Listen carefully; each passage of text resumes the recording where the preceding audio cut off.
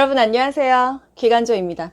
이번 영상은 귀로 듣는 간호조무사, 귀간조 작정하고 추렸다 의료법규 영상입니다. 법규는 공중보건학 문제 중에서 대여섯 문제, 파트별로 한 문제씩 꾸준히 출제되고 있고요. 공부하기는 어렵지만 중요한 과목입니다. 의료법은 계속 바뀌기 때문에 변경사항은 고정 댓글에 공지해드리고 있어요. 한번 올린 영상은 변경이 안 되거든요. 가급적 영상마다 고정 댓글을 꼭 확인해주세요. 나올 만한 법규 문제에 최대한 대비한 영상입니다. 페이지 수는 총 13쪽이고요. 다른 영상과 병행해서 들으면서 국시 전까지 잊어먹지 않게 반복하세요. 구독, 좋아요, 알림 설정, 댓글은 사랑입니다. 재생 목록 이용해서 한 번에 쭉 들으면서 귀에 때려 박으세요.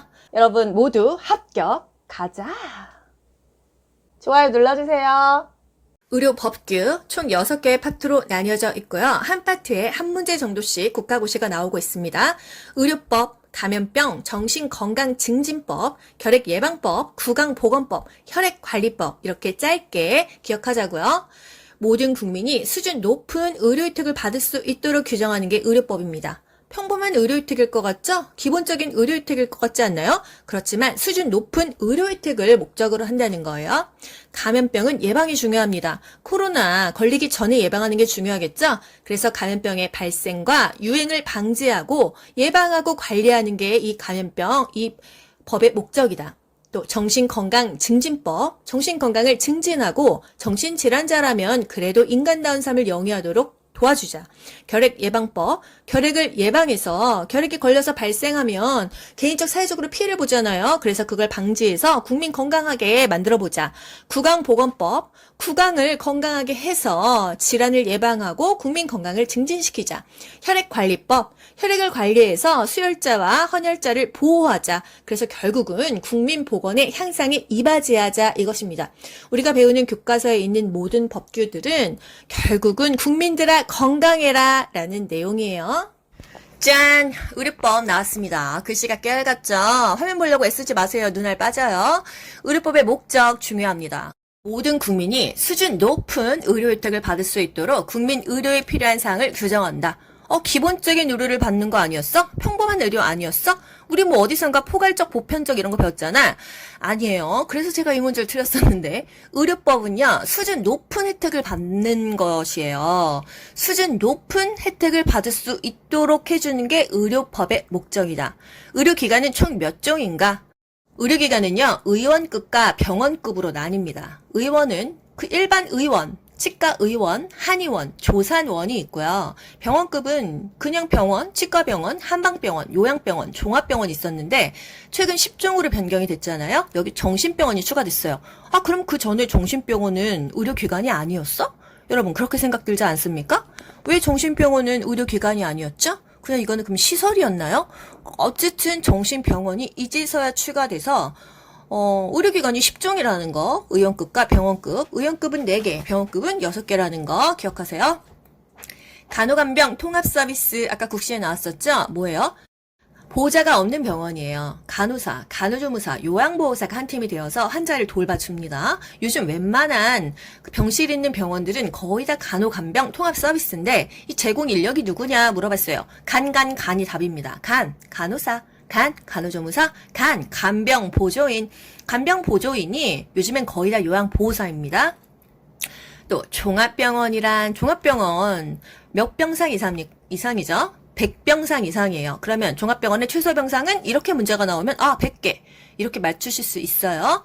종합병원은요 100개부터 시작해서 병상수가 500개까지가 갑니다. 뭐 500개든 499개든요. 이상이란 말이 원래 포함이 되는 거고 이하란 말이 포함이 되는 거니까요. 그런데 500개부터는 상급 종합병원이니까 499개까지만 종합병원으로 하자고요. 100개 이상의 병상수와 각 진료 과목마다 전문의를 배치한다. 종합병원은 병상이 100개도 맞고요. 200개도 맞고요. 300개도 맞고 400개도 맞아요. 그런데 300병상 이하면요. 과목이 7개만 있으면 돼요. 근데 300병상 이상이면 9과목이 있어야 된다 이것입니다. 상급 종합병원이란 병상수가 500개 이상이고 20개 이상의 진료 과목과 전문의를 두면 된다 했어요. 여러분 상급 종합병원 뭐가 있을까요? 서울대병원, 강남 세브란스, 뭐 고대병원, 건국대병원, 경희대병원, 뭐 중앙대, 한양대, 서울 아산병원, 이대 목동병원, 웬만한 이런 대학 병원들 있잖아요. 병상수 500개 이상이고요. 상급 종합병원입니다. 여러분, 제 오른쪽에 이 핑크색 표 한번 볼게요. 1차, 2차, 3차. 요거 어디 다른 과목에서 많이 봤었죠? 1차 의료기관 의원급이다. 뭐 보건소, 보건지소, 보건진료소 의원급이 1차 의료기관이었다. 2차 의료기관은 병원급, 그리고 종합병원급이다. 3차 의료기관은 병원급에다가 종합병원, 상급 종합병원, 특수병원까지 더한 것이다 했어요. 우리 보통 일반 의원 병원에서 못 고치면 진로 의뢰서 써가지고 대학병원 가잖아요. 거의 그것이 3차이더라. 그리고 상급 종합병원은 병상이 500개 이상이었어요. 여러분, 특수병원은 뭘까요? 암 관련 뭐 원자력병원, 암센터, 호스피스 병동 이런 것을 특수병원이라고 할 수가 있습니다. 이런 것들이 이렇게 보통 우리가 시중에서 볼 수 있는 의료 체계는 아니잖아요. 그래서 1차, 2차, 3차 이렇게 나뉜다. 전문병원은 병원급 의료기관 중에서도 특정 진료 과목이나 특정 질환 등에 대해서 난이도가 굉장히 높은 의료 행위를 하는 거예요. 그걸 바로 전문병원이다. 요런 거는 그냥 여러분 한번 듣고 흘려 넘기시면 됩니다. 달달 안 외우셔도 돼요. 아, 그런 게 있었구나 하고 넘어가세요. 중요한 건 뭐예요? 종합병원은 병상이 100개 이상이다. 500개 이상이면 상급 종합병원이다. 그거가 중요한 것입니다. 또 무자격자로 하여금 의료행위를 하게 한 의료기관에 대한 처벌은 허가를 취소합니다. 개설 허가를 취소한다. 의료법상 진단서, 검안서, 증명서를 교부할 수 있는 의료인이 누구냐? 여러분, 진단서는 그 진단서 아시죠? 또 증명서 아실 거예요. 검안서가 뭐예요? 검안서. 이 사람이 죽었다 이런 의학적 판단을 증명하는 문서가 검안서입니다. 그러면 의사급이 이것을 교부할 수 있겠죠? 그래서 의사, 치과의사, 한의사, 의사급만 진단서, 검안서, 증명서를 발급할 수가 있고요.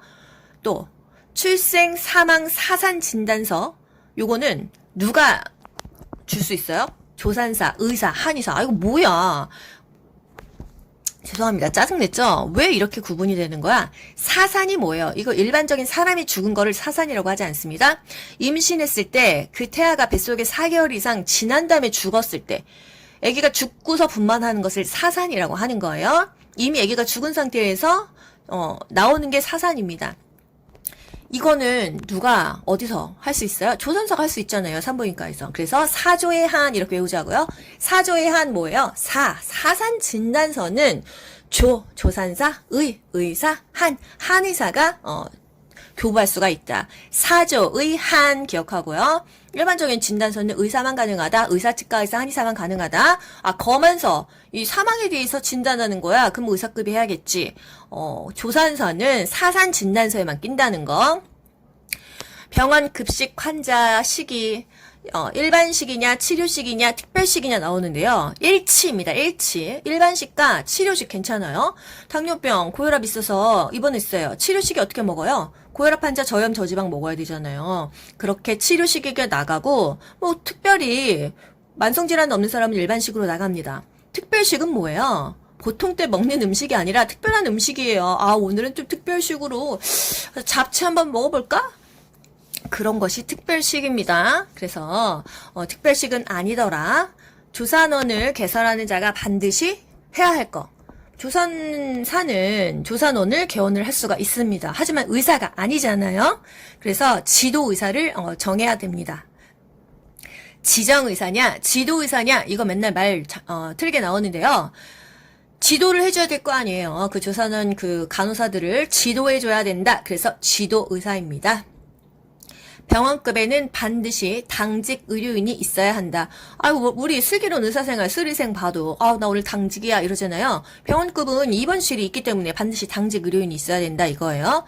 장기 입원이 필요한 환자를 대상으로 설치한 병상과 관계된 병원은 요양병원이다. 일반 병원은요, 보험으로 처리하면 2주일 만에 다 내쫓습니다.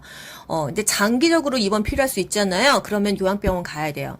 요양병원이란 노인 환자를 수용해서 장기적인 요양과 치료를 할 수 있도록 시설을 갖춰놓은 병원, 이게 네이버상의 의미이긴 한데요. 요양병원 노인만 가지 않습니다. 요양병원은 좀 장기적으로 입원이 필요한 환자를 대상으로 가 있습니다.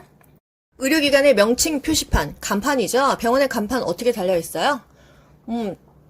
정릉, 성모, 외과 의원, 전화번호 913-1111, 뭐, 의료인의 면허의 종류, 성명, 요거까지는 그 간판에는 써있지는 않던데 요거까지는 넣을 수가 있다. 근데 안 되는 건 뭐 있습니까? 진료 과목을 표시할 수가 없대요. 예를 들어서 내과, 신경외과, 정형외과, 이비인후과, 뭐 마취통증의학과 이렇게 큰 과는 적을 수가 있는데 간판에 뭐 내과에서 뭐 고혈압, 당뇨 전문 이런 거는 안 된다는 거예요. 그 안에 세부적인 건 안 된다는 거예요. 광고는 할 수 있을지 모르겠지만 간판에는 쓸 수 없다 이 말입니다. 뭘 쓸 수 없다? 진료 과목을 표시할 수가 없다. 또 상급 종합병원으로 지정받은 사실 뭐 이런 거는 표시할 수가 있습니다. 뭐 전문병원으로 지정받은 사실 이런 거 표시할 수가 있어요. 제가 내과병원에서 일하고 있는데 여기 무슨 전문병원으로 지정받았다 이런 거 간판에다 쓸 수 있다는 얘기네요. 간호조무사는 자격 발급 후 실태와 취업 상황을 몇 년마다 누구에게 신고하는가? 저 뭐 자격증 땄지만 이거 딱히 신고 안 했는데 해야 되나 봐요. 3년마다 보건복지부 장관에게 신고를 합니다. 그 간호조무사 협회 사이트가 있어요. 거기다 신고하는 것 같습니다. 또 의료법에서의 의료인은 누구였죠? 의사와 간호사인데 의사는 의사, 치과의사, 한의사였고 간호사는 간호사와 조산사였다. 또 기록의 보존기간 나옵니다. 10년, 3년, 뭐 2년 정도만 외우면 되는데요. 10년은 의사급이에요. 의사는 진료 기록부를 보관해야겠죠? 수술 기록부를 보관해야 됩니다. 뭐 요게 이제 10년짜리다. 예방접종 기록. 나 10년 전에 예방접종 맞았는데 그게 뭐 부작용이 있을지 없을지 그런 것을 알기 위해서 10년을 보관을 하나 봐요. 그러면은 올해 2021년에 제가 코로나 접종 맞았어요.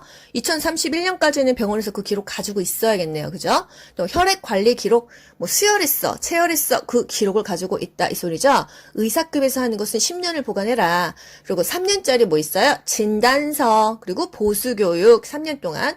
우리 맨날 병원에서 받는 처방전은 2년만 보관해라. 모르겠는 거 다 5년으로 넘기세요. 나머지 뭐 간호사급에서 하는 거 조산사, 방사선사, 임산병리사급 다 그냥 간호사급이라고 생각하시고요. 간호기록부, 가정간호기록부, 환자명부, 조산기록부, 방사선사진, 검사소견기록부 이런 건 다 5년이다. 5년 지나면 다 그냥 사라지는 거네요. 신고 보고 체계, 감염병이 생겼어. 누가 누구한테 보고를 하고 또 명령이 어떻게 하달되는지를 볼 거예요. 일단 윗대가리부터 보자고요. 보건복지부 장관이 가장 높습니다. 지금 권덕철 장관이고요. 그 아래가 청장이에요. 많이 보던 얼굴이죠. 코로나 때문에 질병관리청장 정말 뉴스 많이 나왔습니다. 정은경 청장이에요. 방역, 검역, 감염병 사무를 다 돌본다. 실질적인 실세죠. 그리고 요 아래로 이제 각 지역으로 나뉩니다. 뭐 서울, 대구, 대전, 부산, 뭐 제주도 다 나뉘는데 그것을 우리 교재에서는 특별자치도지사, 시도지사 이렇게 말을 해요. 시도지사는요. 시장과 도지사입니다. 서울은 서울시죠. 시장이에요. 경기는 경기도예요. 그래서 도지사지 경기도는 시장이 아니죠. 도지사예요. 아, 서울은 시장, 경기는 도지사를 시도지사라고 하고 특별자치도지사는 특별자치도의 지사인데 특별자치도는 우리나라에 제주도 하나밖에 없어요. 아, 그래서 제주도의 지사랑 각 시의 시장 그리고 도지사가 시도지사이다. 그리고 그 아래로는요. 시장, 군수, 구청장이 있고 또 그 아래로는 보건소장이 있어요. 또 보건소장은 그 학교의 교육감에게 또 명령을 하달합니다. 여기서 일반 우리가 이제 의원이나 병원에서 일을 했을 때요. 감염병 환자가 왔습니다. 검사를 해보니까 뭐 결핵이야, 코로나야. 그러면 일단 페이닥터 월급 받고 일하는 의사가요. 이거 누구한테 보고해요? 그 병원장한테 보고합니다. 그 병원장이 우리 교재에서는 의료기관의 장이라는 표현을 했어요. 그러면 이 병원장, 의료기관의 장은 누구한테 보고합니까? 과거에는 보건소장에게만 이 감염병을 신고했는데요. 요즘에 바뀌었잖아요. 보건소장 또는 청장입니다. 질병관리청장이 모든 이 감염병 사무를 다 맡고 있기 때문이에요. 코로나 이후로 바뀌었습니다. 보건소장 또는 질병관리청장에게 보고를 합니다. 요런 신고 보고 체계가 있다. 신고는 아래에서 위로 올라가는 거고 또 보고도 아래에서 위로 올라가는 거고 명령이 떨어지는 건 윗대가리에서 이 아래로 떨어지는 겁니다. 아시겠죠, 여러분? 네, 감염병 파트 들어갈게요. 감염병 환자 발생 시 우선 취해야 할 행동은 여러분 경기가 먼저일까요? 신고가 먼저일까요? 요게 병명마다 다르다는 거 알고 계셨나요? 감염병 환자가 발생했어. 무조건 환자 격리가 먼저입니다. 그런데 예외가 있어요. 결핵만 예외입니다. 결핵은요, 그 벌칙에서도 예외예요. 다른 것보다 조금 더 셉니다. 그래서 결핵만요, 신고하고 격리하는 거예요. 결핵 2급 감염병이잖아요. 예전에는 병원에서 보건소에만 신고를 했습니다. 근데 지금 어떻게 바뀌었어요? 보건소 또는 질병관리청장에게 보고하는 걸로 바뀌었잖아요. 그래서 결핵 환자가 왔어. 그러면 일단 보건소에 신고를 하든지 청장한테 신고를 하고 그리고 나서 격리를 하는 거예요. 신고가 먼저 하는 것은 결핵이고요. 보통은 감염병 환자가 발생하면 일단 그 사람 격리해야 안 얻는다. 그것만 기억하세요. 결핵만 먼저 112에 신고하는 게 아니라 보건소에 신고합니다. 결핵 신고. 결혼 신고 아니고 결핵 신고. 감염병 환자 명부를 작성하고 3년간 누가 보관해야 될까요? 보건소장입니다. 보통 이 감염병 우리가 동네에서 사실 청장까지 갑니까? 보건소에 많이 신고하잖아요. 명부를 3년 동안 보관해야 될 사람은 보건소장입니다. 감염병 환자 명부 보건소장 3년 보관해야 되고요. 예방접종 이상 반응자 명부 10년 보관해야 돼요. 코로나 예방접종 맞았어. 뭐 지금 사지마비 오는 사람도 있고 혈전증 생기도 하고 좀 이상 반응자 명부는요 10년 보관해야 된다 이 소리예요. 신고 의무자, 의사, 치과 의사, 한의사, 의사들이 감염병 신고 의무자입니다. 감염병 환자 관리에 관한 법률의 목적은 뭘까요? 감염병 발생도 방지하고 유행도 방지하는 거예요. 전파 가능성, 격리가 필요해. 이거 뭐죠? 전 2급입니다. 결핵, 홍역, 폐렴, A형 간염, 요거 2급이에요. 소속된 의사는, 페이닥터는 의료기관의 병원장에게 보고한다. 의료기관에 소속되지 않은 의사는 또 뭐야? 내가 월급 안 받고 내가 그냥 짱이야. 나 소속되지 않았어. 그게 바로 의료기관의 장이고 병원장이죠. 이 사람은 누구한테 보고해요? 보건소장 또는 청장에게 보고든 신고든 합니다. 말을 풀어도 암기하지 말고 이해를 하면 다 맞출 수가 있겠죠. 의료기관의 장이나 의료기관에 소속되지 않은 의사나 병원장이나 같은 말이니까요. 5년마다 수립할 계획은 감염병 기본계획 5년입니다. 웬만한 기본계획 다 5년이죠. 정신질환 기본계획 5년, 정신질환자 실태조사도 5년, 결핵관리 종합계획 5년이에요. 구강 기본계획도 5년이에요. 그런데 여기서 3년인 게 하나 있습니다. 구강 실태조사 9실삼 요거 특이하니까 외우셔야 돼요. 제가 이렇게 말씀을 드렸었는데 요게 국시에 딱 나왔었죠. 다 5년인데 정신질환자는 실태조사가 5년이었잖아요. 구강 실태조사만 3년이에요. 왜? 구강 이게 뭐가 상태가 안 좋으면 밥도 못 먹고 건강이 확 나빠지잖아요. 그래서 구강 실태조사는 3년에 한 번씩 한다는 거 9실삼 요게 최근 국시에 따끈따끈하게 나왔었습니다. 또 임시 예방접종과 반드시 공고할 사항은 예방접종 하는데, 게시판에 공고를 해야지 누가 맞으러 올 거 아니에요. 요즘은 다 이제 휴대폰으로 오지만요. 뭘 공고해야 될까요? 날짜, 장소, 예방접종의 종류, 코로나, 예방접종이다. 범위, 70세 이상이다. 요런 거죠. 지금 20세부터 40세까지인가요? 지금 문자 오고 이러잖아요. 날짜, 장소, 종류, 범위 이게 또 보기에 나오면 헷갈립니다. 그래서 데이트, 플레이스, 종범 나 종범 씨랑 데이트, 플레이스 데이트가 날짜, 플레이스가 장소 아닙니까? 종범 씨 데이트, 플레이스, 종범 저 그냥 이렇게 외웠어요. 아무 뜻 없습니다. 데이트, 날짜, 플레이스, 장소, 종범, 종류와 범위이다. 또 감염병 환자 발생 시 역학조사하는 목적은 원인을 알아야 되잖아요. 코로나 역학조사 왜요? 이게 도대체 어디서 온 거야? 박쥐한테 온 거야? 중국 무슨 실험실에서 일부러 배양하다가 바이러스가 퍼진 거야? 이런 역학조사를 하는 것입니다. 고위험 병원체 분리, 이동에 관한 사항은 누구한테 신고하냐? 감염병은 거의 다 지금 다 청장이 맡고 있어요. 반입, 허가, 이동, 신고 다 질병관리청장이더라. 인수 공통 감염병은 누구에게 통보하냐? 사람과 동물이 공통적으로 걸리는 감염병들 몇 개 있잖아요. 공수병 이런 거 누구에게 통보하냐? 다 즉시 질병관리청장에게 통보합니다. 감염병 기본계획은 5년, 기본계획은 다 5년이었어요. 감염병 5년, 정신질환 5년, 또 구강 5년입니다. 결핵관리 종합계획 5년. 정신질환자 실태조사도 5년이에요. 그냥 웬만한 거 다 5년. 아까 1년짜리 있었죠? 영유아 구강 보건개혁이었죠? 그거 매년이다. 매년. 5년 아니고 매년이다. 짠! 감염병. 요 표 하나면 끝납니다. 질병관리청장 또는 관할 보건소장에게 신고한다. 이렇게 바뀌었죠. 감염병은 1급, 2급, 3급, 4급인데요. 1급 즉시 신고해야 됩니다. 2급, 3급 하루의 시간을 줘요. 24시간 이내에 신고하고요. 4급은 7일, 일주일의 시간을 줍니다. 그리고 나서 보건소장이나 질병관리청장에게 신고를 하면 되는 거예요. 1급. 여기서 핵심어를 기억하자고요. 생물 테러 감염병, 치명률, 음압 격리 하면 1급이죠. 그런데 아까 음압 격리였는데 결핵이었어요. 결핵은 2급이지만 음압 격리했다. 예외적이었다는 거. 또 높은 수준의 격리를 하거나 음압 격리해야 되는데 병상이 없어. 그러면 높은 수준으로 격리를 해라 이거죠. 갑작스런 국내 유입, 유행 예견으로 긴급하다. 코로나 갑작스럽게 국내 유입해서 지금 긴급한 상황을 2년째 이끌고 있습니다. 뭐 이런 건 뭐냐 했을 때 1급 감염병이다 이런 문제가 나올 수도 있고요. 보기가 섞이겠죠. 뭐 디프테리아, A형 간염, C형 간염, 매독 이렇게 섞이면은 뭐죠? 우리는 그래서 1급 감염병 이름의 초성을 외웁니다. 남리동의 메두사야, 보디마라, 페탕크, 신신 이렇게 외우는 거예요. 이게 1급 감염병이더라. 남리동의 메두사야, 보디마라, 페탕크, 신신 보지마라 아니에요. 보디마라. 남리동의 메두사야, 보디마라, 페탕크, 신신. 남아메리카 출혈열, 리프트밸리열, 동물 신종플루, 에볼라, 메르스, 두창, 사스, 야토병, 보톨리눔 독소, 디프테리아, 마버그, 라사열, 페스트, 탄저, 크리미안 콩고, 신종 감염병 증후군. 이게 바로 코로나죠. 신종 인플루엔자, 신종플루입니다. 남리동의 메두사야, 보디마라, 페탕크, 이게 1급이었다. 1급은 즉시 신고해야 돼요. 1급 환자 왔어. 바로 즉시 보건소에 신고하면 되겠죠. 청장한테 신고하려고 그래도 청장 연락처를 모르네.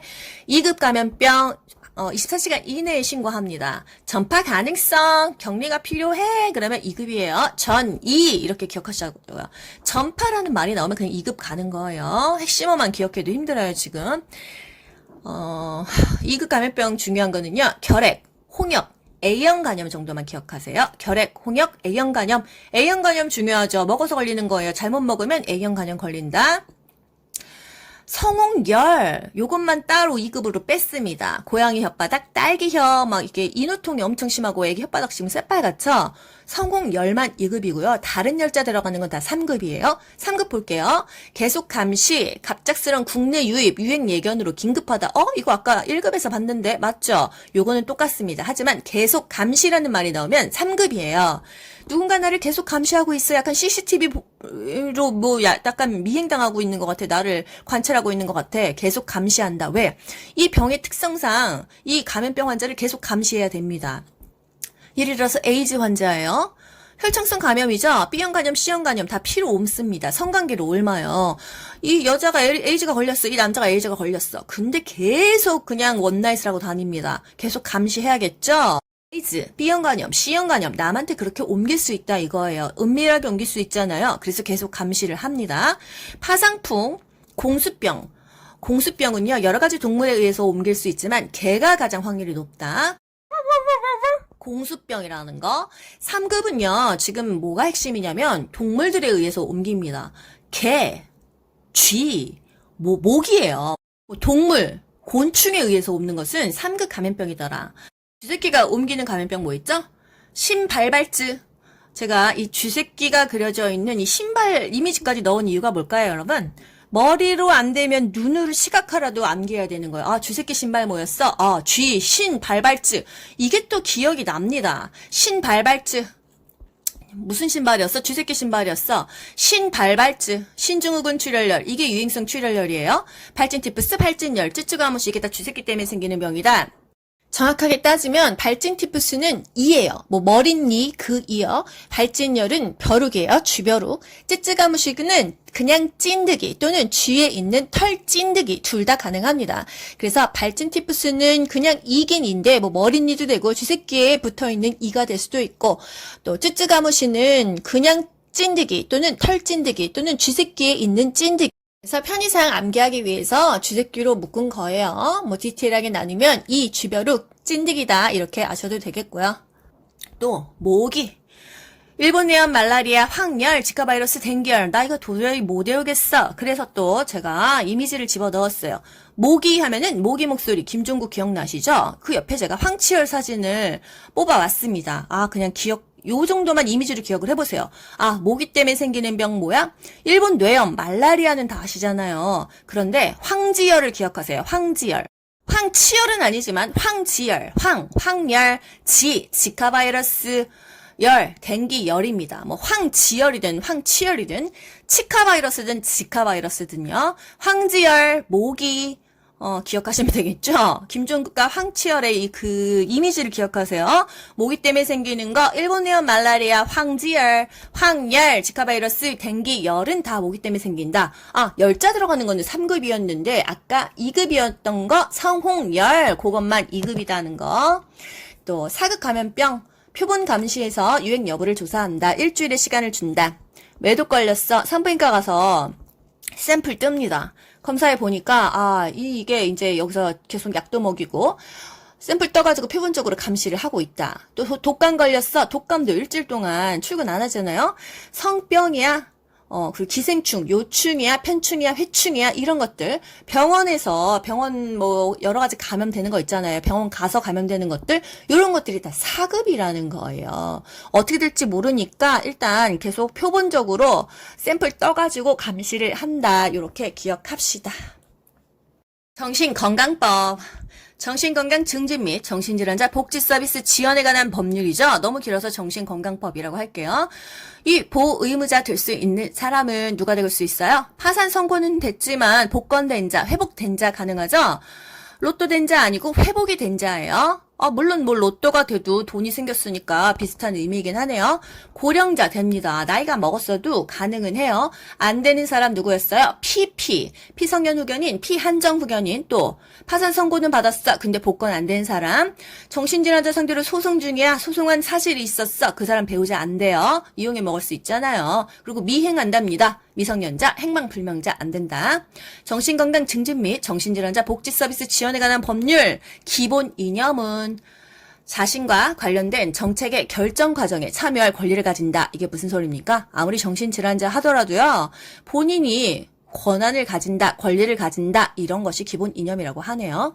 정신질환자의 뜻은 미친 사람인가요? 아니에요. 제약이 있는 사람이에요. 어떤 것에 제약이 있는 사람? 일상생활을 영위하는데 중대한 제약이 있는 사람을 정신질환자라고 합니다. 일상생활을 영위하는데 중대한 제약이 있다. 나 진짜 살기가 힘들다. 정신질환자의 뜻이 될 수 있네요. 그렇게 따지면 누구나도 정신질환자 되는 거 아닙니까?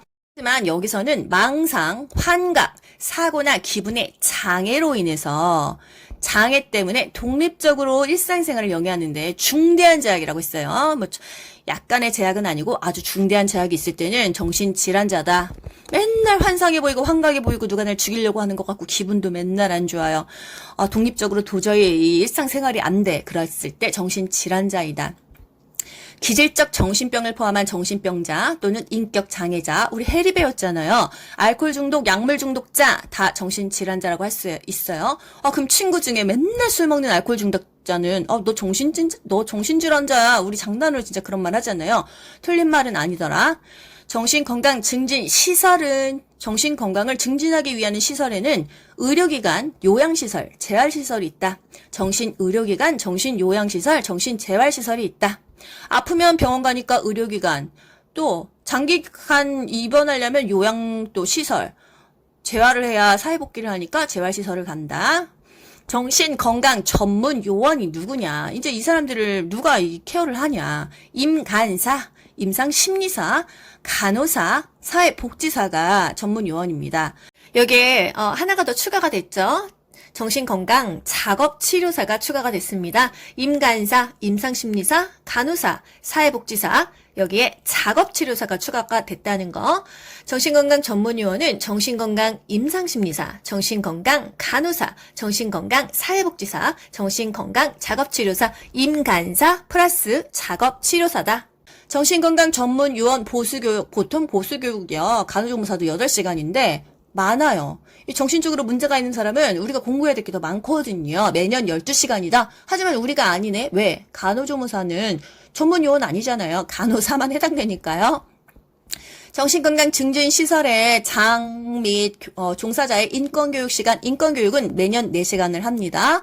아무리 정신질환자여도 그 사람들의 인권을 존중해줘야 되기 때문에 매년 4시간 인권교육을 한다. 정신질환자가요, 자의 입원했어요. 자신의 의지로 기특하게 입원했습니다. 그러면 정신의료기관의 장, 그 정신병원장은 어떻게 해야 되죠? 지체 없이 퇴원 조치합니다. 자의로 자기 자신이 입원한 사람은요, 퇴원하겠습니다 하면은 지체 없이 퇴원시키고요. 퇴원하겠습니다 이 말 안 해요. 그러면 2개월이 지났을 때마다 퇴원하실 거예요? 이렇게 의사를 확인한다는 얘기예요. 얼마나 기특합니까? 스스로 입원을 하면요. 뭐 응급 입원시키고 해야 되는데 기특하니까 퇴원하겠다 하면은 지체 없이 퇴원 조치합니다. 혜택을 주는 거죠. 보호의무자에 의한 입원 기간이 3개월 이내이다. 이거는 뭐 그렇게 중요한 건 아니지만 그냥 같이 비교하도록 하고요. 정신의료기관의 장은 정신병원 원장이죠. 응급입원이 의뢰된 사람을 며칠 동안 응급입원시켰어요? 겨우 3일입니다. 3 days. 우리 응급 입원까지는 공부했었는데 보호의무자에 의한 입원은 사실 안 봤었잖아요. 근데 이게 최근 국시에 나왔어요. 진단을 받고 정신병원에 아들을 입원 신청했다. 누가 신청한 거예요? 엄마가 한 거잖아요. 엄마는 보호의무자잖아요. 그래서 응급 입원도 있지만 보호의무자에 의한 입원도 있더라. 그리고 자의 입원, 동의 입원 이런 종류도 있다는 거 한번 알고 넘어갈게요. 정신질환자 실태조사 5년마다 한다. 정신질환자의 실태조사를 5년마다 한다. 만약에 가족들이 막 재산 싸움 하려고 억지로 정신병원에 보내고 이런 거 많았잖아요, 옛날에. 적어도 5년은 묵혀 있어야 된다. 그 실태조사 들어와가지고 이 사람 정신 멀쩡한데 왜 입원시켰어요? 이렇게 누명을 벗으려고 그래도 5년은 나는 이 속에 갇혀 있어야 된다. 이렇게 억지로 스토리텔링을 해서 외우는 것입니다. 정신질환의 기본계획, 웬만한 기본계획은 다 5년이었어요. 아까 영유아 보건계획만 1년이었다. 요양병원의 입원 대상, 노인성 질환자, 만성 질환자, 회복기간에 있는 자, 노인성 치매 환자 다 요양병원에 입원할 수가 있습니다. 요양병원에 입원할 수가 없는 사람이 있어요. 감염병 환자는 안 돼요. 옮기니까요. 정신질환자. 그 병동에서 맨날 난리치겠죠? 요양병원에 입원할 수 없습니다. 어디 입원할까요? 정신병원에 입원하면 되겠죠?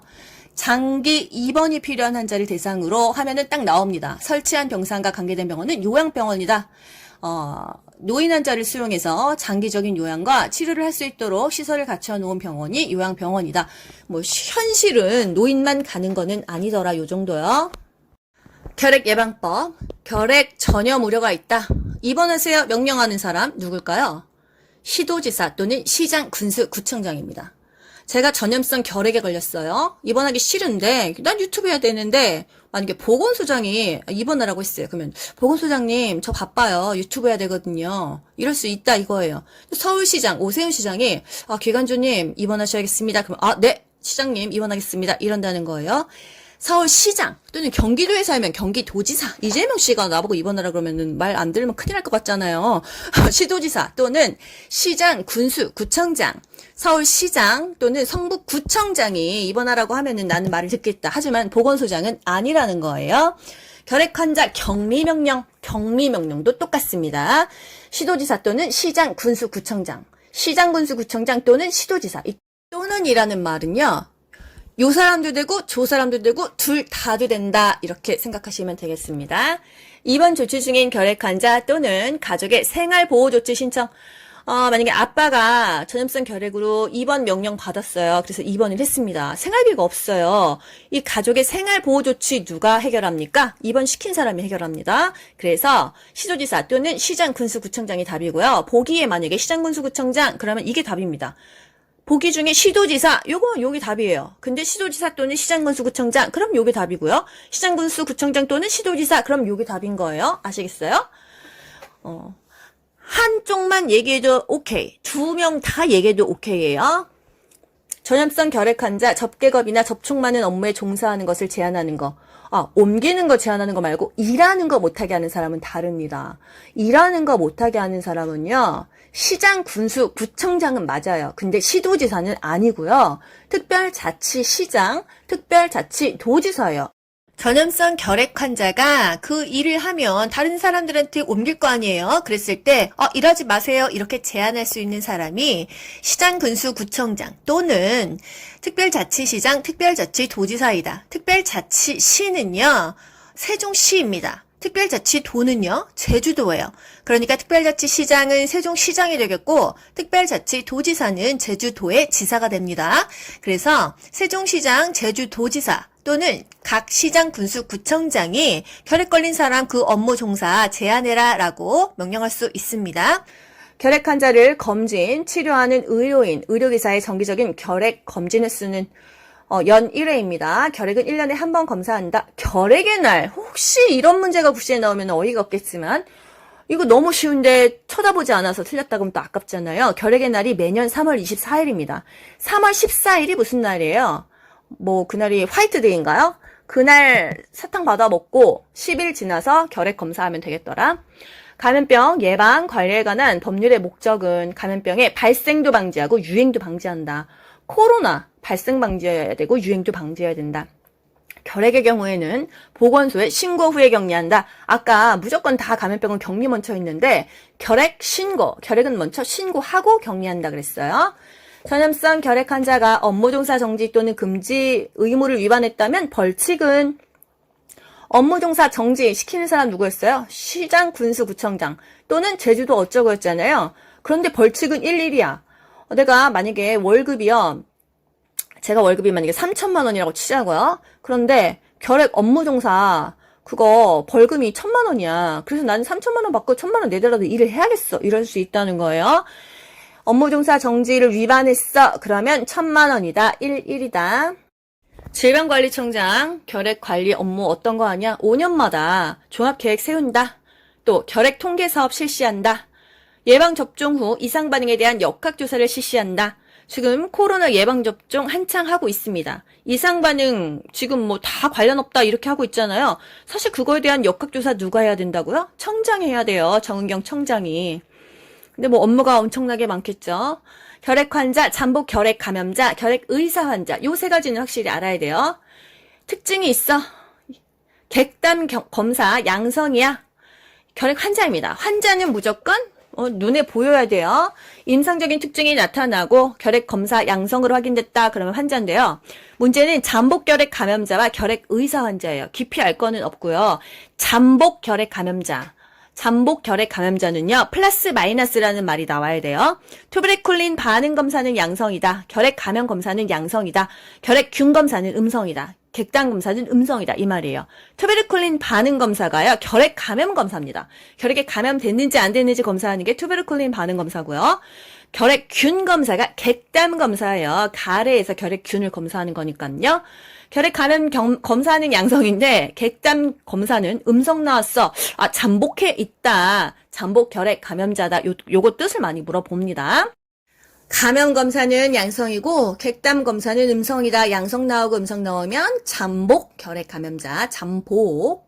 또 결핵 의사 환자, 결핵 같이 보이는 환자예요. 긴가민가 하는 환자예요. 결핵에는 해당되지만 의심되지만 결핵균 검사는 양성 확인이 안 된 자야. 음성이다 이 말이에요. 그래서 결핵 의사 환자는 긴가민가 하다. 잠복은 플러스 마이너스다. 그냥 국시를 위해서는 요 정도만 보고 가겠습니다. 구강보건법, 구강보건사업은 기본계획은 5년이다. 웬만한 기본계획 다 5년이니까요. 구강기본계획에 포함될 사업 내용 7가지, 조사연구 및 교육사업, 조사연구 및 교육사업, 이거를 제가 예전에 조교연구 막 이랬거든요. 조사, 연구, 교육사업, 또 수돗물 불소농도 조정사업, 구강보건은 충치 안 생겨야 되니까 수돗물 불소농도가 중요하다.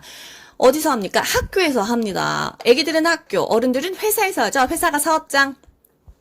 또 나이대별로 노인, 장애인, 임산부, 영유아 하고요. 또 대통령령으로 정하는 사업으로 기본 계획을 합니다. 수돗물 농도 0.8 ppm이다. 그리고 지금 노란색 표시한 거 중요하죠? 매일 1회 양치한다. 불소 양치 농도 얼마냐? 일주일에 한 번 한다. 불소 양치 농도 얼마냐? 여러분, 매일 우유는요, 어떻게 돼요? 매일매일 500ml 0.05%예요. 에브리데이 0.05, 매일매일은 0.05. 일주일에 한 번은요 0.2%예요. 제발 헷갈리지 마세요. 매일 우유 0.05. 그런데 문제가 일주일에 한 번 나왔어? 그러면 0.2%예요. 구강보건법에 따른 불소도포 사업의 횟수는 1년에 2번, 6개월에 한 번 구강도포합니다. 불소를. 우리 치과 검진 6개월에 한 번 가잖아요. 불소도포도 6개월에 한 번 한다. 구강 실태조사는 구실삼 3년마다 한다. 구강 실태조사는 이거 어떻게 기억합니까? 구실삼 이것만 기억해요. 구실삼 구강 실태조사 구실삼 3년마다 한다. 누가? 장관과 청장이 협의한대요. 학교 구강 보건 사업에 포함되는가 아닌가? 일단 학교 구강 보건 사업은요. 예방에 관련된 건 다예요. 충치 예방.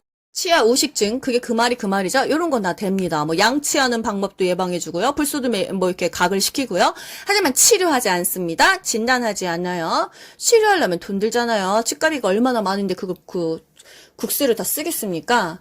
수돗물 불소농도 조정 사업을 계획하고 시행하는 사람은요, 시도지사이다. 서울시는, 서울시장, 경기도는 이재명 도지사가 수돗물 불소농도 조정 사업을 계획 시행한다. 또 시장 군수구청장 한국수자원 공사 사장이 한다. 수돗물 불소농도 시도지사 시장 군수구청장이 하는데 수자원 공사 사장이 농도 맞춰야지. 무슨 오세훈 이재명 씨가 이거 농도 맞출 수 있겠습니까? 한국수자원 공사 사장 누군지 한번 알고 가자고요. 박재현 씨래요. 이렇게 하면서 한번 알고 넘어가는 거지. 우리가 죽는 날까지 수자원 공사 사장이 누군지, 제주도지사가 누군지 알고 죽겠습니까? 죽는 날까지 모르고 죽겠죠? 보건복지부 장관, 권덕철 장관 한번 그냥 알고 넘어가도록 하겠습니다. 길거리에서 만나도 몰라요. 누가 누군지. 혈액관리법, 수혈에 필요한 혈액을 체검, 제보, 공품하는 업무예요. 체검, 제보, 공품, 체열, 검사, 제조, 보존, 공급, 품질 관리하는 업무. 계속 귀로 듣고 여러분 한 번씩 입으로 따라 하시면 이게 어느 순간 답이 보입니다. 체검, 제보, 공품, 체열검사, 제조, 보존, 공급, 품질 업무가 혈액관리 업무다. 혈액관리 업무할 수 있는 기관은 의료기관, 대한적십자사, 혈액제제 제조업자다. 혈액은 의료기관, 의원급, 병원급이 되고 대한적십자사, 혈액제제 제조업자예요. 의료기관 중에서도 요양병원, 종합병원, 병원급이니까 되는데 요양원은요, 여러분 병원이 아니에요. 그래서 안 된다. 시설이에요. 또 혈액제제에 해당하는 것은 혈액제제가 뭐예요? 우리 해부에서 배웠잖아요. 혈액에는 혈장과 혈구가 있다. 그게 바로 혈액제제입니다. 전혈, 농축 적혈구, 신선 동결 혈장, 농축 혈소판. 이거 어떻게 배웁니까? 전구장판. 혈액제제는 전구장판. 땡땡땡땡 전구장판. 이게 장구도 아닌데 왜 이 소리가 생각났지? 전구장판. 전혈, 농축 적혈구, 신선 동결혈장, 농축 혈소판, 전구장판, 전혈, 농축 적혈구, 신선 동결혈장, 농축 혈소판이 혈액 제제이다. 여기에 혈색소, 백혈구 들어가면 아니에요. 전구, 장판 기억하세요. 물론 백혈구의 구도 구지만요. 백혈구는 아닙니다. 요거 제발 기억하세요. 혈액원이 체열 업무를 할 때 한 번에 한 사람에게서 피를 얼마나 뽑냐?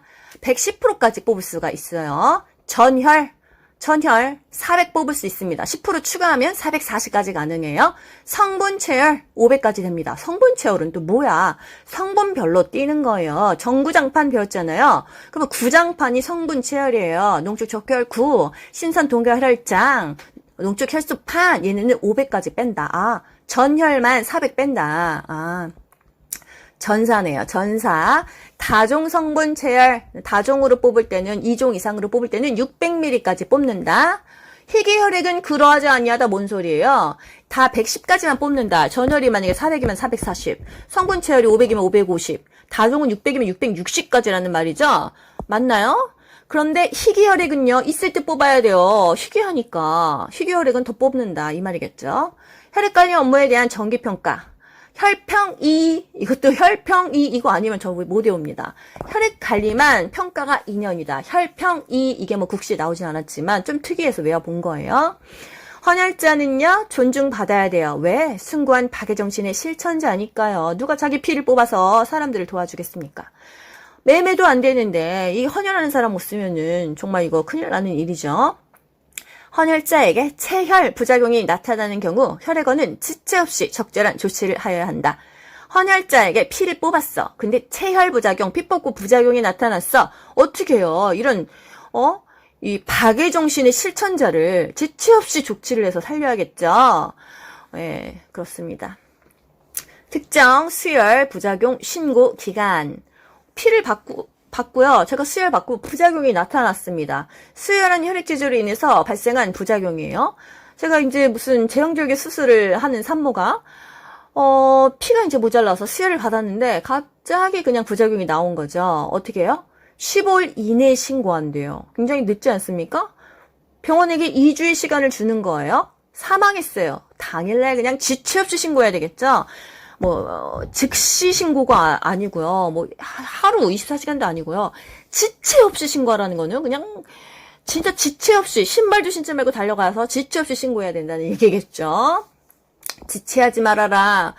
괜히 그 알리바이 짜려고 머리 쓰지 말아라. 지체 없이 신고해라.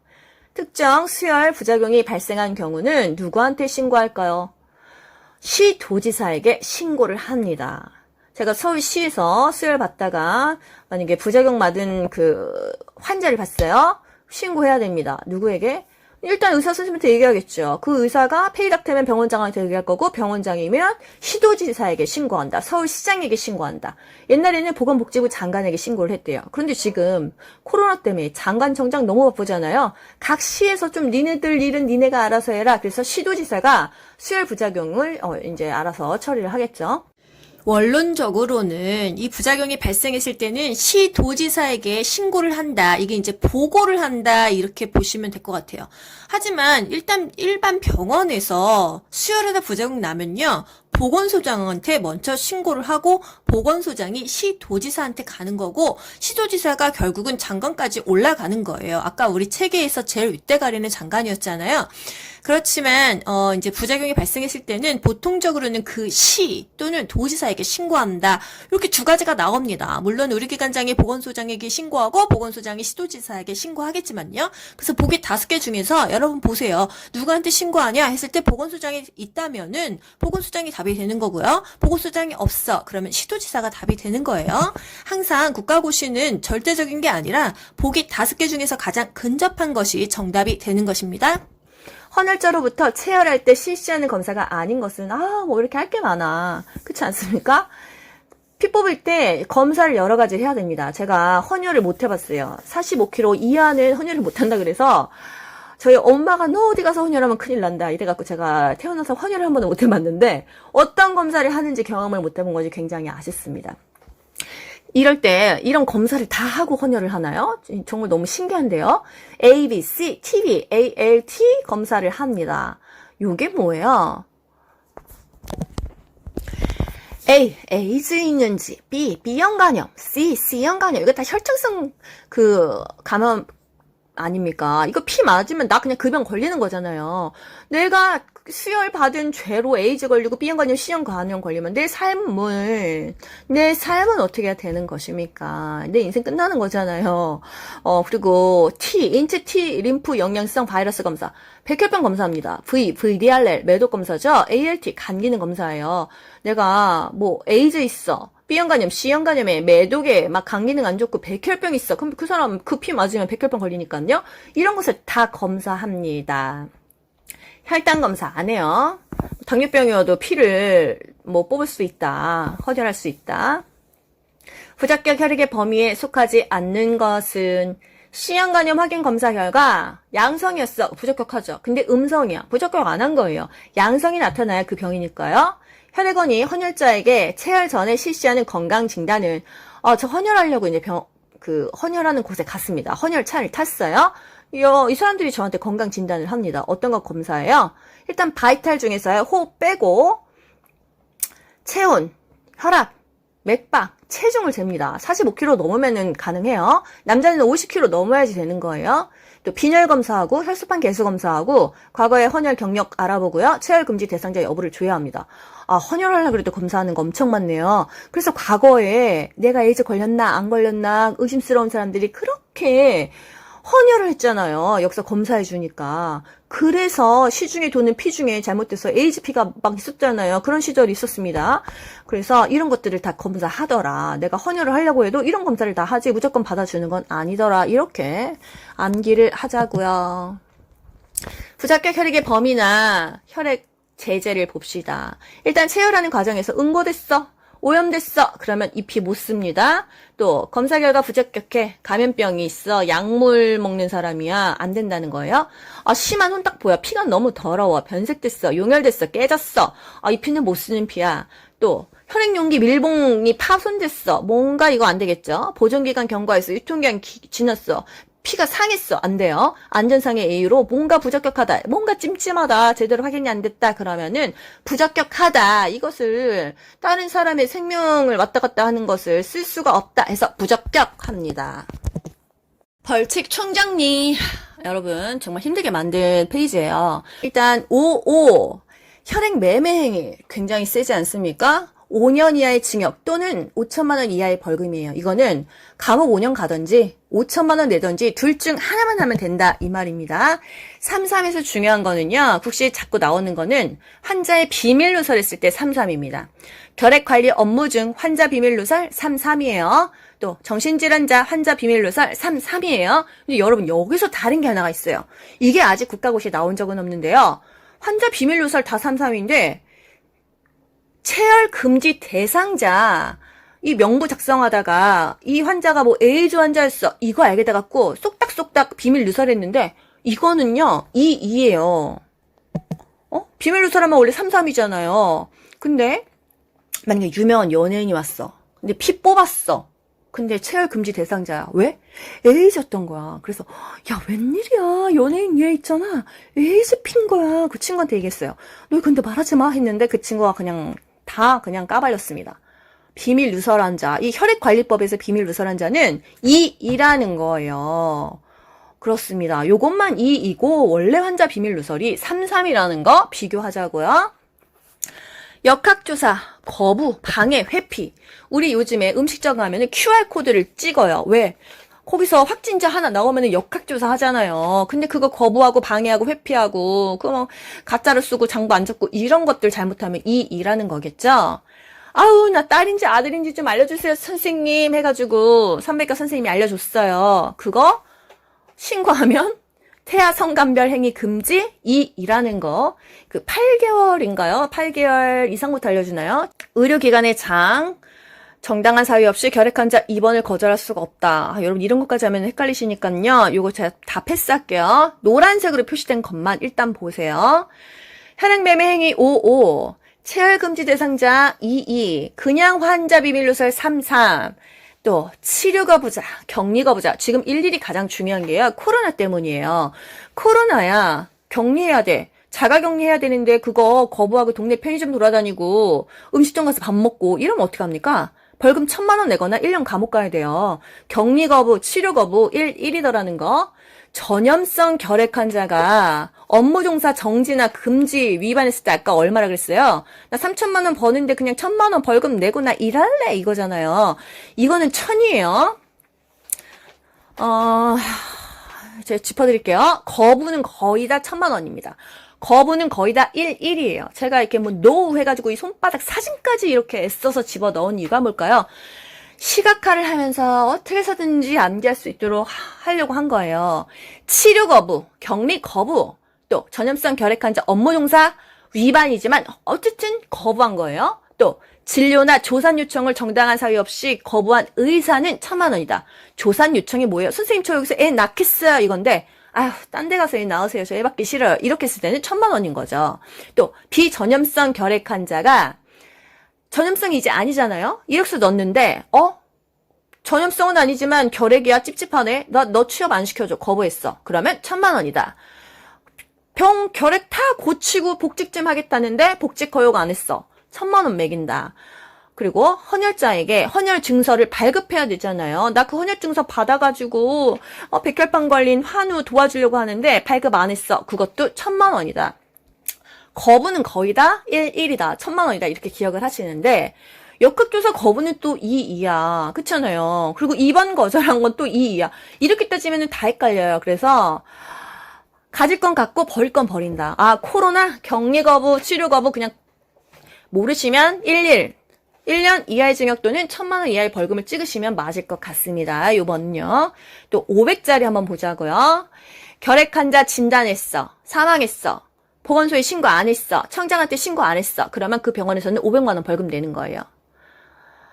신고 의무 위반, 거짓 보고 신고 방해자. 1, 2급 감염병은 신고 안 하면 500만 원, 3, 4급은 신고 안 하면 300만 원입니다. 결핵은 2급이었죠? 그래서 웬만한 거 더 벌금이 셌어요. 그래서 500이었고, 아까 결핵 1,000만 원인 거 뭐였어요? 전염성 결핵 환자가 자꾸 일하면서 결핵 옮겨. 그것만 1,000만 원이었어요. 아시겠죠? 500만 원짜리 요거 하나 중요한 거 과거 국시에 나왔습니다. 한 10년 전에 의료기관의 개설자가 될 수 없는 자에게 고용돼서 의료행위를 한 경우 요건 뭘까요? 의료기관의 개설자는 누가 될 수 있을까요? 의사와 간호사가 의료인이었죠. 그런데 의사, 치과의사, 한의사, 간호사, 조산사 중에서 이 넷은 되고 간호사만 개설할 수가 없습니다. 조산사는 조산원을 개설할 수가 있어요. 의사는 의원과 병원을 개설할 수가 있어요. 간호사는 의료기관을 낼 수가 없다. 그래서 저희 간호학원 그 선생님께서 내가 의료기관을 개설할 수 없는 게 한이다 하셨습니다. 이렇게 연결해서 외우세요. 의료기관의 개설자가 될 수 없는 자, 간호사에게 간호사가 병원 차렸어? 거기서 페이닥터 써서 뽑았어. 거기에 고용돼서 의료행위한 요 사람 벌금이 얼마다? 500만 원이다. 알겠습니까, 여러분? 여기서 중요한 거 다시 한 번만 짚을게요. 일단 환자 비밀 누설은 3이다. 그런데 이 중에서 체열에 관련된 거, 피에 관련된 거 누설했어. 2이다. 웬만한 거부는 다 1000인데 특히나 결핵 환자 일하면서 업무 종사 위반했어. 그게 1000이고 코로나 격리 거부, 치료 거부 1000이라는 거. 의료기관 개설할 수 없는 간호사에게 고용돼서 의료행위한 페이닥터 500만 원 낸다는 거. 혈액 매매했어 5예요. 엄청 세죠? 여러분 이 중에서 하나. 3, 3 한번 볼게요. 예, 제가 이제 장발장 그 영화 사진을 올려놨는데요. 레미제라블 그 뮤지컬 영화 다 보셨죠? 정신질환자에게 노동을 강요한 자 벌칙이 얼마일까요? 물론 장발장 레미제라블 이 장발장이 정신질환자는 아니었지만요. 거기 감옥에 사람들 수감하고 엄청나게 노동을 시키잖아요. 그러면 3입니다. 감염병 업무 해당 직급. 악소리가 나오는 화면이죠. 여러분 이걸 다 아실 필요는 없는데 그냥 한번 짚어드리는 거예요. 보통 많이 나오는 답이 시장군수 구청장 또는 시도지사잖아요. 이거 두 개만 볼게요. 예방접종 증명서 발급. 시장, 군수, 구청장이 합니다. 근데 시도지사는 아니야. 시도지사 빼고 다 하네요. 그 위에 특별자치도지사. 이게 뭐였어요? 특별자치도지사가 제주도지사였죠. 또 질병관리청장, 시도지사 빼고 시장군수구청장, 제주도지사, 질병관리청장이 예방접종 증명서를 발급한다. 시도지사가 왜 빠질까요? 그리고 만약에 방역관을 임명하려고 해요. 지금 코로나 시절이잖아요. 방역관 누가 임명할 수 있을까? 시도지사랑 청장이 방역관을 임명할 수가 있습니다. 또 결핵 입원 명령 누가 시켰어요? 보건소장인가요? 아니죠. 저 보건소장 싫다 그랬어요. 시도지사, 오세훈 시장 또는 이재명 도지사가 입원하세요. 그럼 입원한다고 했어요. 시장군수구청장 또는 시도지사, 입원 명령은 요 정도는 돼야 된다. 그리고 결핵 업무 종사 명령은 누구였어요? 시장군수구청장. 기억하시고요. 또는 특별자치도지사 그리고 세종시장이었어요. 질병관리청장이 새로 직급이 생기면서 이 업무에 대해서 정리를 해보았습니다. 여러분 이거는 필요하신 분만 보시고요. 여기서는 국시가 많이 나오지 않기 때문에 그냥 가볍게만 듣고 넘어가세요. 장관과 협의해서 감염병의 기본 계획을 청장이 5년마다 수립을 합니다. 청장은요, 결핵 부분에 대해서는 혼자 많이 해요. 결핵 종합계획을 5년마다 수립하고요. 결핵 통계사업 실시하고 예방접종 역학조사도 실시하는데 역학조사는 이 청장만 하는 게 아니라 시도지사 또는 시장 군수 구청장이 또 같이 합니다.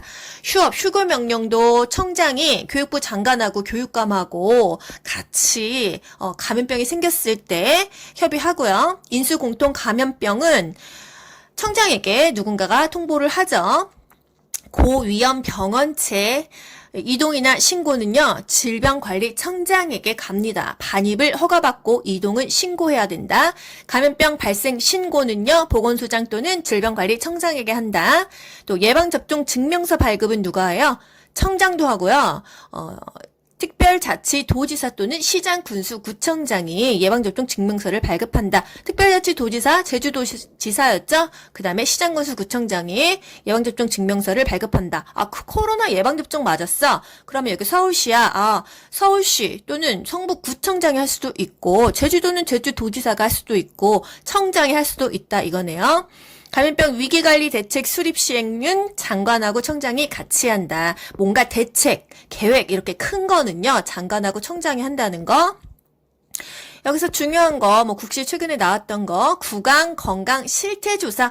다른 실태조사는 5년이었는데 구강은 좀 실태조사를 자주 해야 구강 건강이 국민 건강과 밀접하다. 그래서 구실삼 구강 실태조사는 3년마다 한다. 누구랑 누구가 청장과 장관이 한다. 꼭 알아야 될 거 각 파트별로 국가고시에 빈출되었던 키워드 추려보았습니다. 의료법에서는요, 간호간병 통합서비스가 나왔어요. 간호간병 통합서비스는 간호와 간병을 같이 해주는 거다. 요즘 웬만한 입원실 있는 의원, 병원은 다 간호간병 통합서비스입니다. 보호자 없이 그냥 직원들만으로 다 이루어지는 거예요. 100병상 이상이다 하면은 종합병원이죠. 300병상까지는 7개 진료 과목, 300병상 이상부터는 9개의 진료 과목이 있었어야 돼요. 그러면 병상이 500개면은 뭐죠? 상급 종합병원이에요. 의료인은 의사와 간호사다. 이렇게 크게 기억하시고요. 의사 중에서 의사, 치과의사, 한의사가 있고 간호사는 조산사와 간호사가 있다. 조산사도 간호사인데 조산사 면허를 딴 사람들이에요. 국가고시를 본 사람들이에요. 10년 동안 보존해야 되는 거 수술기록부, 진료기록부 기억하시고요. 의사급이 10년 동안 보존해야 된다는 거. 감염병 파트에서는요. 결핵 환자가 음압격리를 합니다. 보통 음압격리 하면은 1급 감염병 기억하잖아요. 그런데 결핵 환자인데 활동성이야. 그러면 좀 강력하게 격리를 해야 되기 때문에 음압격리를 합니다.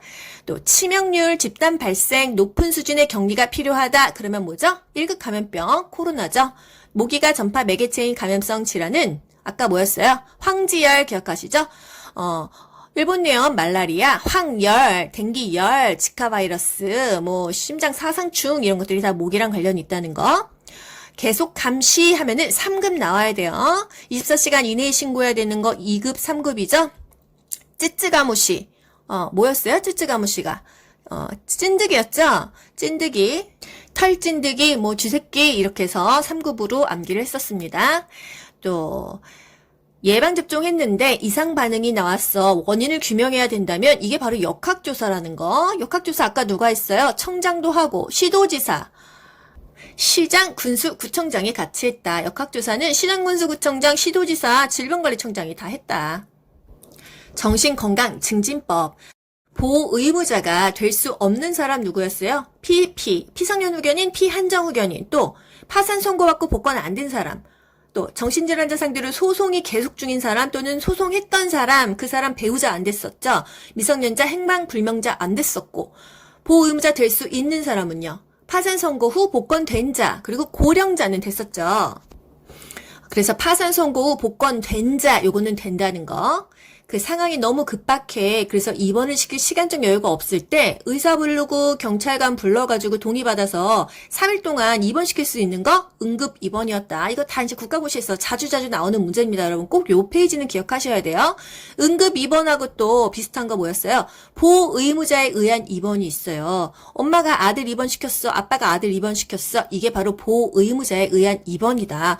보호의무자 없이 막 칼 들고 조현병 환자가 길거리 사람들 위협하고 있어. 너무 그게 다른 사람한테 위해가 가해지기 때문에 응급하게 입원시키는 게 바로 응급 입원이라는 거. 결핵 예방법, 결핵 전염의 우려가 있어 입원 명령 누가 시켜줬어요? 시도지사, 또는 시장 군수구청장이었죠? 보건소장 아니었어요.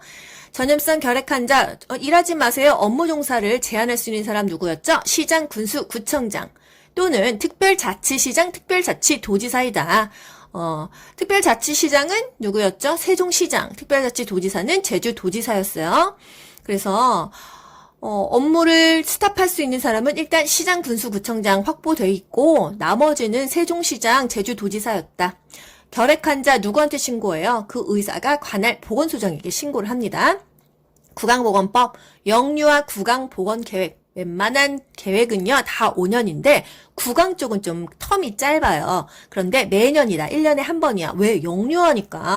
3살 버릇 80까지 가니까요. 어렸을 때부터 매년 보건 계획을 관리한다는 거. 수돗물 불소 농도 조정 사업은 왜 하죠? 충치를 예방하는 거예요. 충치가 뭐죠? 치아 우식증을 예방하기 위해서이다.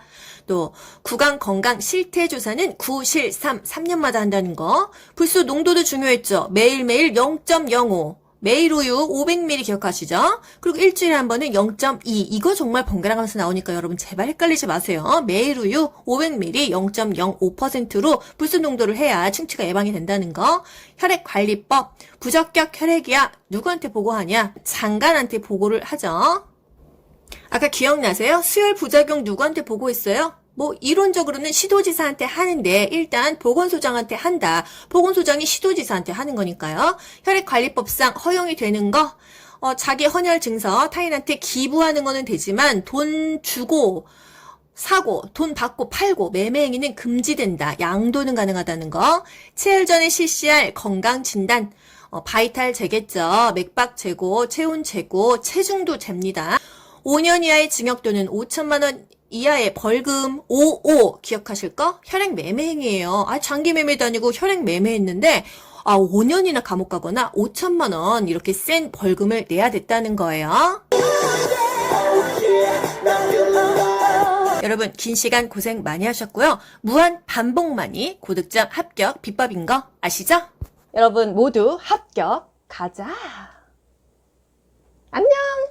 좋아요 눌러주세요.